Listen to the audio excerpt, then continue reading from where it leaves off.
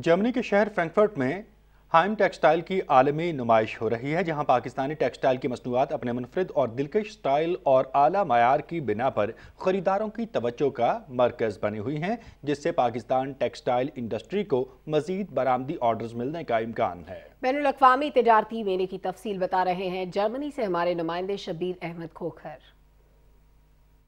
Europe के तजारती centre Frankfurt में साल भर मुख्तलिफ आलमी नुमाइशें होती हैं, जिनमें पिछले 49 साल से जारी हाइम टेक्सटाइल मेले को ख़ास अहमियत हासिल है।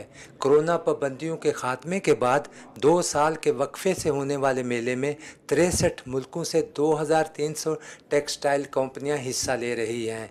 पाकिस्तान की 129 कंपनी पर मुश्तमिल तजारती वफद भी नुमाइश में शिरकत कर रहा है, जिनमें से 44 टेक्सटाइल कंपनियां trade development authority of Pakistan के ज़ेरे एहतमाम नुमाइश में शामिल हैं। रिस्पांस अच्छा है, काफ़ी कस्टमर्स आ रहे हैं। Trade development authority of Pakistan है, इन्होंने बहुत अच्छा इंतज़ाम किया हुआ है। अभी तक बहुत अच्छा रिस्पांस है, लोगों को प्रोडक्ट्स बहुत पसंद आ रहे हैं। हमारी एक्सपेक्टेशन से ज़्यादा बढ़ के रिस्पांस हमें नज़र आ रहा है। पाकिस्तान आलमी नुमाइश में शिरकत करने वाला दूसरा बड़ा मुल्क है और ट्रेड डेवलपमेंट अथॉरिटी ने पाकिस्तान में तैयार की जाने वाली मसनूआत की नुमाइश के लिए पाकिस्तानी पवेलियन कायम किया है।